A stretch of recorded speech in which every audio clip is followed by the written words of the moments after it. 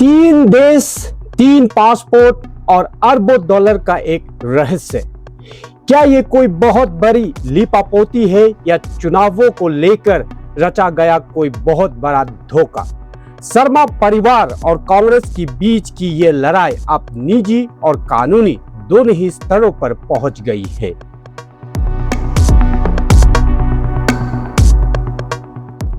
पांच अप्रैल को कांग्रेस प्रवक्ता पवन खेरा ने एक सनसनीखेज खुलासा किया।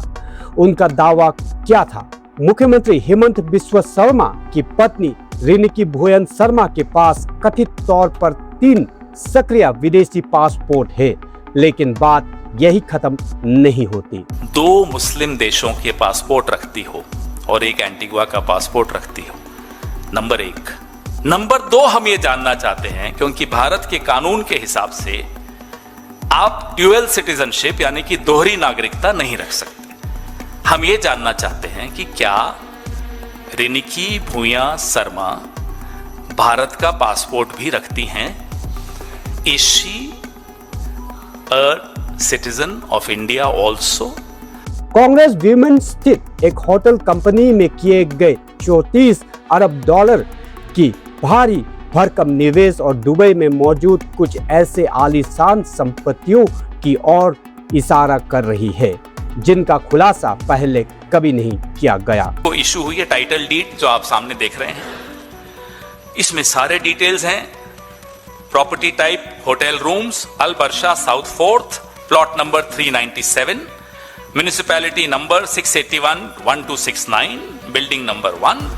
अगर ये बात सच साबित होती है तो ये एक ऐसा घोटाला है जिसके चलते उनकी सदस्यता रद्द की जा सकती है, और अगर ये बात झूठ निकली तो ये हाल ही के इतिहास में किसी के खिलाफ किए गए अब तक के सबसे बड़ा राजनीतिक हमला होगा। लेकिन मुख्यमंत्री हेमंत बिस्वा शर्मा चुप बैठने वालों में से नहीं है। उन्होंने इसे मनगढ़ंत और भ्रामक जानकारी करार दिया, जिसका मकसद 9 अप्रैल को होने वाले चुनावों को प्रभावित करना है। और इसका सबूत क्या है? इसका सबूत तो इन आरोपों की बारीकियों में ही छिपा है।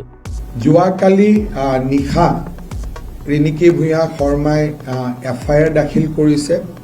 मैं निश्चित जे पुलिसे केस रेजिस्टारो करिब आरो पुलिसे এই ক্ষেত্ৰত নিজৰ সাংবিধানিক আৰু আইনী দায়িত্ব পালন কৰিব। क्या इजिप्शियन शब्द में 2 बार एन अक्सर आता है?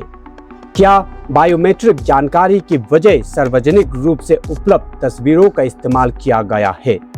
स्थानीय मीडिया द्वारा किए गए पड़ताल में दुबई स्थित इन संपत्तियों का कोई भी रिकॉर्ड नहीं मिला है।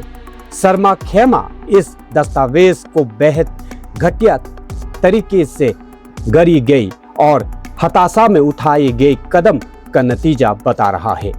कल देर रात ये पूरा घटनाक्रम प्रेस क्लब से निकलकर पुलिस थाने तक जा पहुंचा।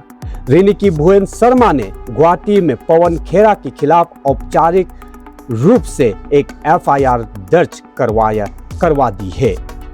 वे इस दुर्भाग्यपूर्ण अभियान के खिलाफ तत्काल कानूनी कार्रवाई की जाने की मांग कर रही है।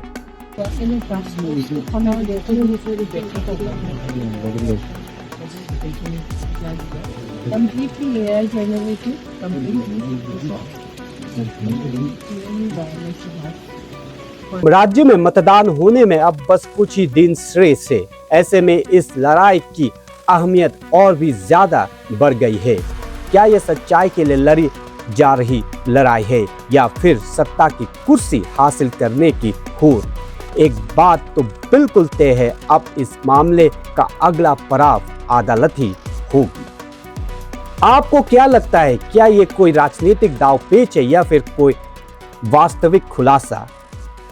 मैं मन्ना संगमा, आपकी अपनी लठवा न्यूज से।